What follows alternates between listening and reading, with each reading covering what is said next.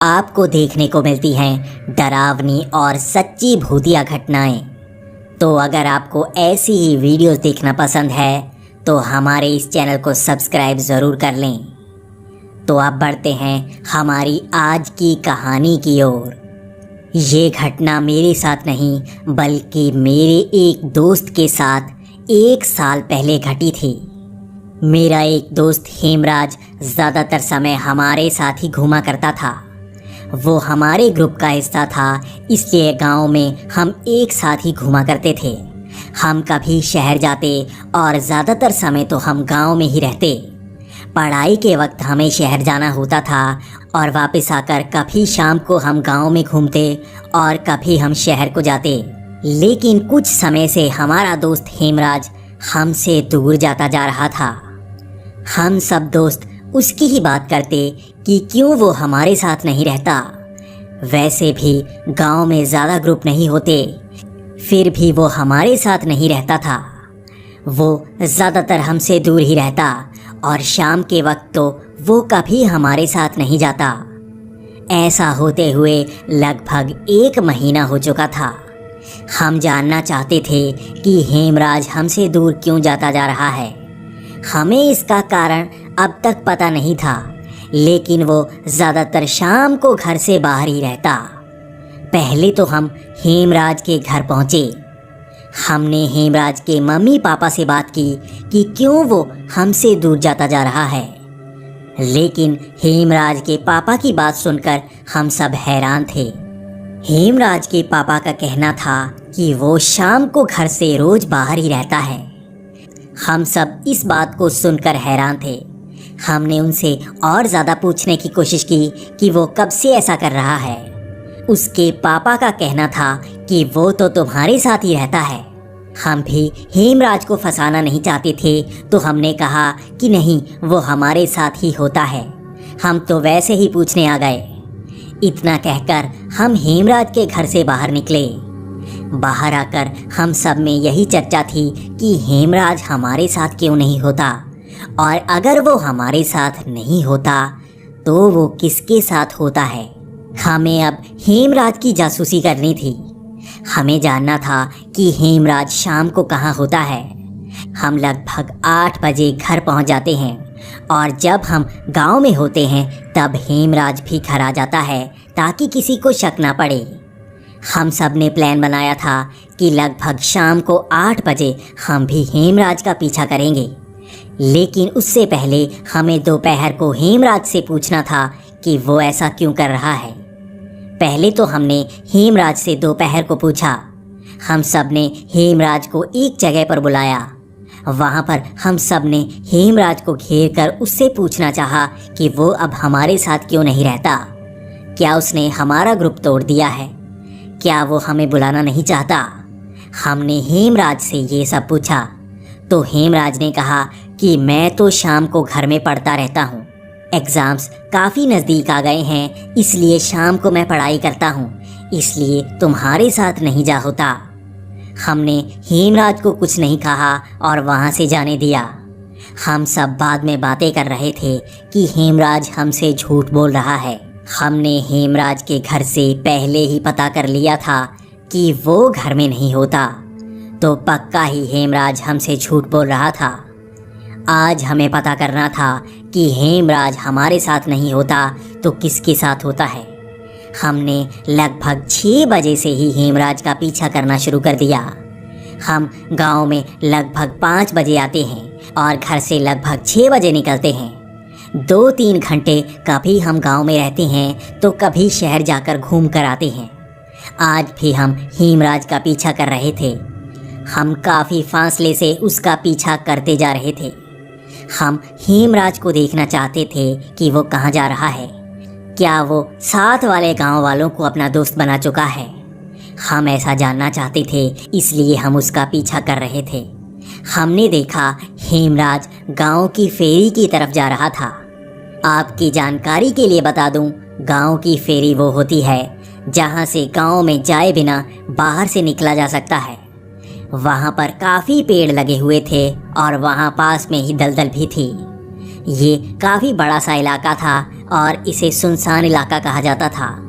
इसके पीछे वाला एक गांव बिल्कुल ही वीरान था।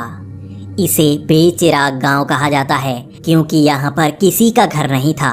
हम हेमराज के पीछे जाते जा रहे थे। हमें नहीं पता था कि वो इस तरफ क्यों जा रहा है। जैसे ही हम उसके पीछे फेरी की तरफ गए तो हमने देखा हेमराज एक पीपल के पेड़ के नीचे बैठ गया था। हम भी काफ़ी पास से उसको देखते जा रहे थे। हमें नहीं पता वहाँ पर हेमराज क्या कर रहा था, लेकिन लगभग आधा घंटे बाद तक हेमराज वहीं पर किसी का इंतज़ार करता रहा। हमें भी जानना था आखिर हेमराज किसका इंतज़ार कर रहा था। हमें पहले तो शक हुआ कहीं हेमराज ने अपनी कोई गर्लफ्रेंड तो नहीं बना ली। हम सब में यही चर्चा का विषय था। हम आपस में बात कर रहे थे कि आज तो हेमराज का भांडाफोड़ हो ही जाएगा। हमसे अगर वो कुछ भी छिपा रहा है तो हमें पता लग ही जाएगा। लेकिन आधा घंटा बाद काफ़ी अजीब सी बातें होना शुरू हो गईं। वहाँ पर काफ़ी अंधेरा हो चुका था, लेकिन हमें दूर से नज़र आया वहाँ पर कोई लड़की खड़ी थी। हम सब एक दूसरे की तरफ देख रहे थे। हमें अब हेमराज पर गुस्सा आ रहा था कि उसने हमें सच क्यों नहीं बताया। हम वहीं पर खड़े हेमराज को डिस्टर्ब नहीं करना चाहते थे, लेकिन हमें हेमराज का सच पता लग गया था। हमने उस दिन हेमराज को कुछ नहीं कहा, लेकिन अगले दिन सुबह ही हम हेमराज के घर पहुंच गए। हमने हेमराज को बाहर बुलाया। हमने हेमराज को बाहर बुलाकर घेर लिया और उससे खुसर पुसर करके पूछने लगे। हम नहीं चाहते थे इस बात का पता हेमराज के मम्मी पापा को लगे, लेकिन हम सच जानना चाहते थे। हमने हेमराज से पूछा कि वो आखिर शाम को किसके साथ था। हेमराज का रंग भी उड़ सा गया था। वो भी हैरान था कि हमें इस बात का कैसे पता लग गया। इसके बाद हमने हेमराज को सब बता दिया कि हमने उसके मम्मी पापा से बात भी की है और हेमराज का पीछा भी किया था। हेमराज का रंग उड़ चुका था और उसने हमसे माफ़ी मांगना शुरू कर दिया। उसके बाद हेमराज ने भी सारा सच बताना शुरू कर दिया।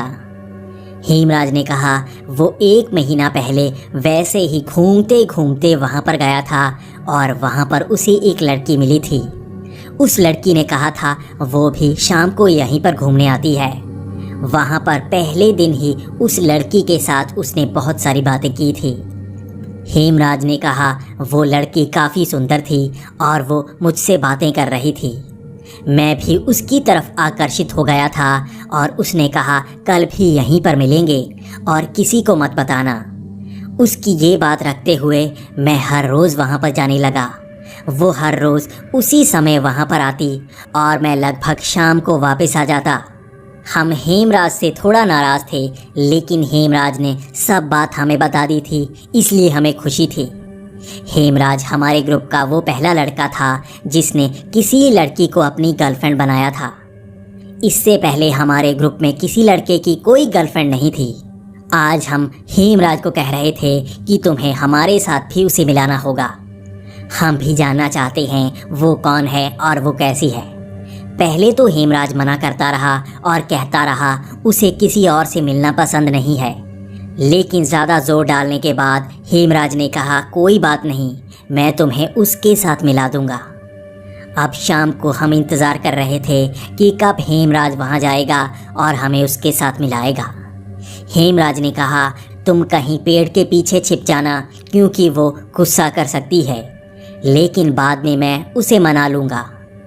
ऐसे ही शाम का वक्त था और हेमराज वहाँ चला गया। हेमराज दूर से हमें इशारे कर रहा था कि वो अभी नहीं आई है। अब वक्त लगभग अंधेरे का था।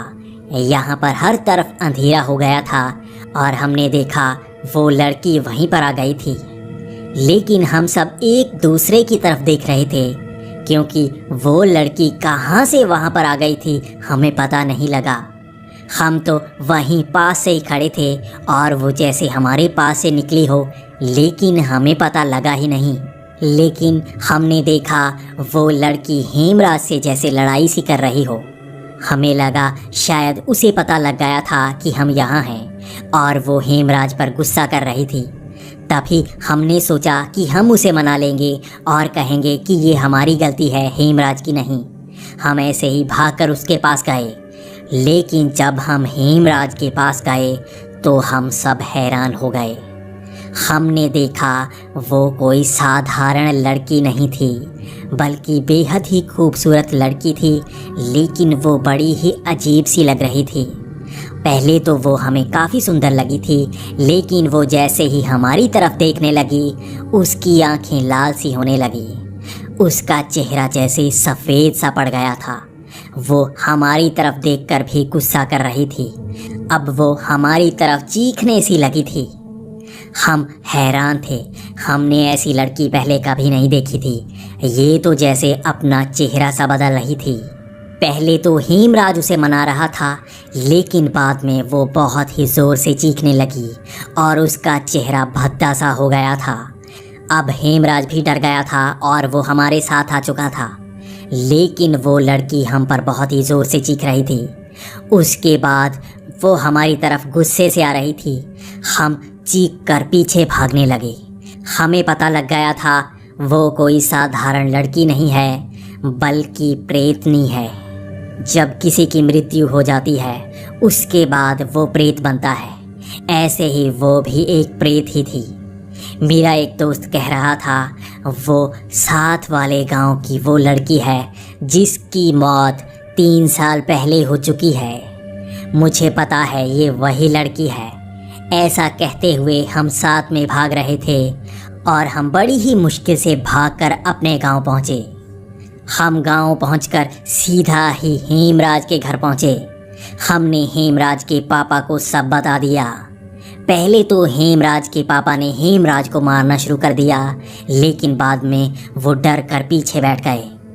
हेमराज के पापा ने कहा, मैंने तुमसे कहा है अकेले में रात में मत घूमा करो। मैंने तुमसे कई बार कहा है उस फेरी पर कई भूत प्रेत रहते हैं। यहाँ पर और भी कई लोगों ने कई भूत और प्रेतों को देखने की बात की है। इतना कहने के बाद हम उसके पापा से पूछ रहे थे आखिर वो लड़की क्या हो सकती है और वो वहाँ पर क्यों आती हो सकती है। तब हेमराज के पापा ने कहा कि साथ वाले गांव में 3 साल पहले एक लड़की मर गई थी। वो लड़की शहर में किसी लड़के से प्यार करती थी और उस लड़के ने उसको धोखा दे दिया था। उसके बाद उस लड़की ने आत्महत्या कर दी थी। हो सकता है ये वही लड़की हो। हेमराज भी वहीं पर डरा हुआ बैठा हुआ था। उसके अगले दिन से हेमराज हर रोज़ हमारे साथ ही रहता। लेकिन हेमराज ये बात भी करता कि हमें कभी तो वहाँ पर जाकर देखना चाहिए, क्या वो वहीं पर रहती है। लेकिन हम हेमराज को बार बार मना कर देते।